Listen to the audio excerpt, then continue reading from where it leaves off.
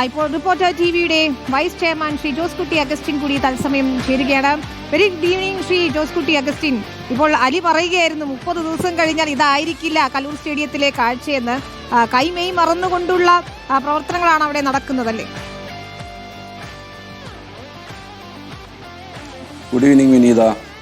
കയ്യും മെയ്യും മറന്നുള്ള പ്രവർത്തനം എന്ന് മാത്രമല്ല, നമ്മൾ ഒരു 2000-ഓളം തൊഴിലാളികൾ പകലില്ലാതെ ഊണും ഉറക്കവും ഇല്ലാതെ നമ്മുടെ സ്റ്റേഡിയത്തിൽ വർക്ക് തുടങ്ങിയിരിക്കുന്നു. അപ്പോൾ നമ്മുടെ മുമ്പിൽ ആകെ 30 ദിവസമേ ഉള്ളൂ. രാജ്യാന്തര നിലവാരത്തേക്ക് നമ്മുടെ സ്റ്റേഡിയം ഉയർത്തുക എന്നുള്ളത് വലിയൊരു ടാസ്ക്കാണ്. പക്ഷേ റിപ്പോർട്ടർ ടി വി അത് ഏറ്റെടുത്തിരിക്കുന്നു. ആ കൃത്യമായിട്ട് നമ്മൾ നടത്തിയെടുക്കും എന്നുള്ളത് തന്നെയാണ് നമ്മുടെ ഇതുവരെയുള്ള വിശ്വാസം.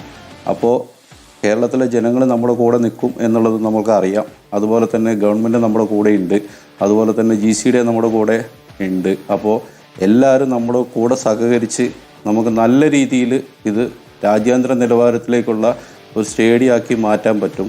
അതോടൊപ്പം തന്നെ അർജൻറ്റീനയും ഓസ്ട്രേലിയൻ ടീമും കേരളത്തിലേക്ക് എത്തുന്ന ആ നിമിഷം നമുക്ക് അത്ര സന്തോഷമുള്ള നിമിഷമാണ്. അപ്പോൾ രാജ്യാന്തര നിലവാരമുള്ള ഒരു സ്റ്റേഡിയത്തിലേക്ക് നമുക്ക് അവരെ കൊണ്ടുവരാൻ പറ്റണം. അപ്പോൾ അതിനു വേണ്ടിയിട്ടുള്ള ശ്രമമാണ് റിപ്പോർട്ടർ TV ഇപ്പോൾ നടത്തിക്കൊണ്ടിരിക്കുന്നത്.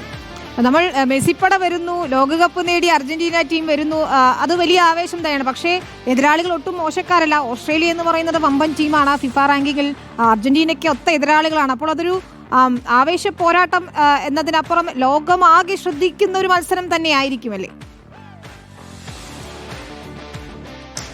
തീർച്ചയായിട്ടും. നമ്മൾ ഇന്നലെ അർജന്റീന ടീമിൻ്റെ ആരൊക്കെയാണ് നമ്മുടെ അടുത്ത് കേരളത്തിലേക്ക് വരുന്നത് എന്നുള്ള മെസ്സി ഉൾപ്പെടെ സ്കലോണി ഉൾപ്പെടെ വരുന്ന ആളുകളുടെ ലിസ്റ്റ് നമ്മൾ പുറത്തു വിട്ടിട്ടുണ്ട്. 78 അംഗങ്ങളാണ് കേരളത്തിലേക്ക് ഫുട്ബോൾ കളിക്കാൻ വേണ്ടിയിട്ട് വരുന്നത്.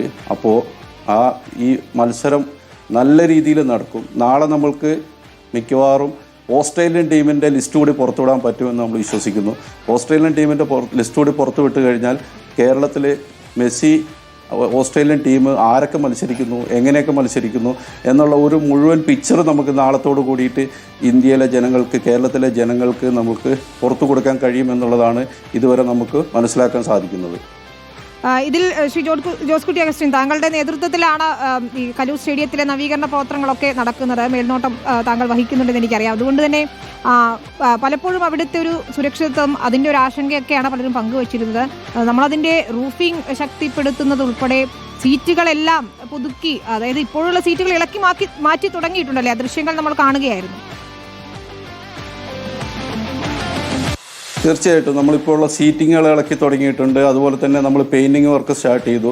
അതുപോലെ തന്നെ നമ്മൾ ടോയ്ലറ്റ് സംവിധാനങ്ങൾ പുതിയതായിട്ട് വർക്ക് ചെയ്യാൻ തുടങ്ങി. അതുപോലെ തന്നെ സീലിങ്ങുകൾ വർക്കുകൾ, അതുപോലെ തന്നെ ഗ്രൗണ്ടിലെ ഗ്രാസ്, അതുപോലെ തന്നെ നമ്മുടെ ഔട്ട്സൈഡ് വർക്കുകളായിട്ടുള്ള ആ കോമ്പൗണ്ട് ഫുള്ള് നമ്മൾ മെക്കാഡും ടാർ ചെയ്ത് ആ കോമ്പൗണ്ട് വാളുകൾ സുരക്ഷിതമാക്കി, ഗേറ്റ് ഫിറ്റ് ചെയ്ത്, ലൈറ്റിംഗ് ഫിറ്റ് ചെയ്ത്, രാജ്യാന്തര നിലവാരമുള്ള ലൈറ്റിംഗ് തന്നെയാണ് നമ്മൾ ഫിറ്റ് ചെയ്യുന്നത്. ആ കോമ്പൗണ്ട് മുഴുവൻ ഒരു പ്രകാശമയമാക്കുന്ന വിധത്തിലുള്ള കാര്യങ്ങളാണ് നമ്മൾ ചെയ്യുന്നത്. അതുപോലെ തന്നെ നമ്മൾ വലിയൊരു വാട്ടർ ഫൗണ്ടൈനോടെ ഫിറ്റ് ചെയ്യുന്നുണ്ട്. അതുപോലെ തന്നെ അങ്ങനെ പല കാര്യങ്ങളായിട്ട് നമ്മളത് മുന്നോട്ട് പോകുന്നുണ്ട്.